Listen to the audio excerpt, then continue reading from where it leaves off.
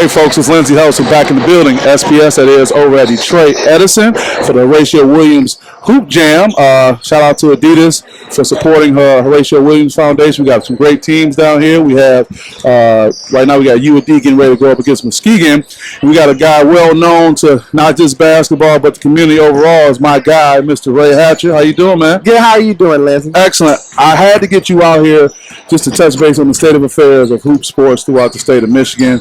I know you can talk about things throughout the country and on a global scale, but what's happening right now with us getting back to playing ball? And I want to thank you for being part of that great dialogue we had, prior to things ending.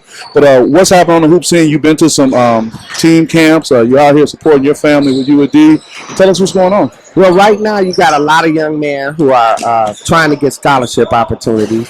And as we discussed, social media is really having an impact on some of these young men who are just as good as some young men, but may not have that exposure yet that they want. Okay. So they're starting to deal with that anxiety of not being able to believe that they're getting that scholarship opportunity. Wow. But in reality, all they got to do is keep working, and it will show, and it will tell. All you got to do is play good at the right time. Exactly. And the right people. And you're around some proven programs where coaches have seen young people go to the next level. UAD, for example, we got Cassius Winston with the Washington Wizards. I mean, it goes that far. So you're telling these young people they need to just buy in and kind of manage that anxiety they're getting. Because I'm hearing a lot of these so-called offers that we're seeing on social media aren't even accurate or misleading, I should say. How about that? Is that a good term to use? What they are, their interest. It depends on what it is, their interest. A real offer is an offer when you can commit.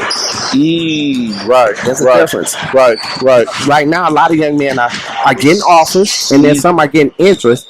And then, with the social media, they're promoting it sometimes as an offer. But it varies. A real offer is a committing offer. Sure. And it seems like our young people are more, quote unquote, committed to being able to post that image on social media as opposed to getting in the gym and doing what the coach needs you to do so you can really, one, get the real offer, and two, be able to go there and stay there. Let's talk about that. Well, that's a tricky question. Sure. Because if the coach get fired, you out.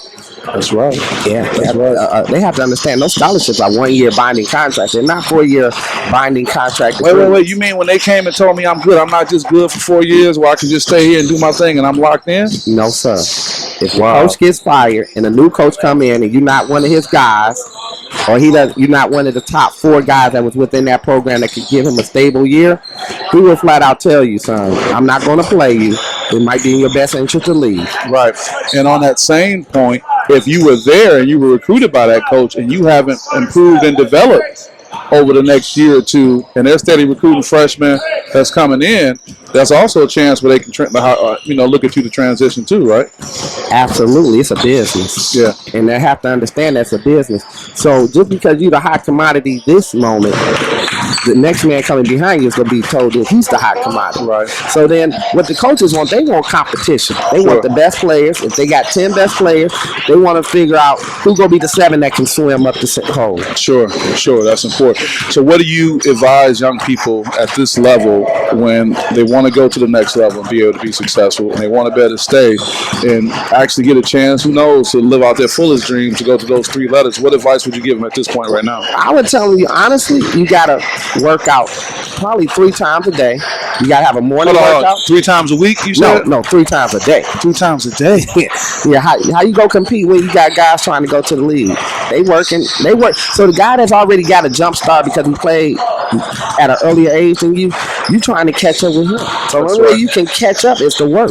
And if you're not putting in working out 2 to 3 times per day, how you gonna catch him? Yeah. I was with Monique Brown. She's a coach over at DEPSA for the women's program and very successful state championship. She talked about the difference between being in the gym and putting in work.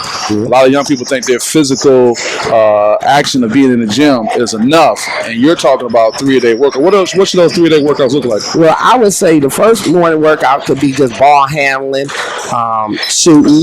And then the second workout should be on your body. And then the third workout should come back to repeating ball handling, working on your dribbling. And then if you can, squeeze in open run to just get all of that, bring it all together. And see what you can work on. So you're not just living off shooting on the gun and all those. You get out there. Well, this brother's getting ready to go to this game. Last thing I got to ask you, your affiliation with the family. You've been doing great things with the family, one of the greatest programs in the country. What can we expect from the family going Well, forward? we got a special young group. We got a special talented future 8th graders.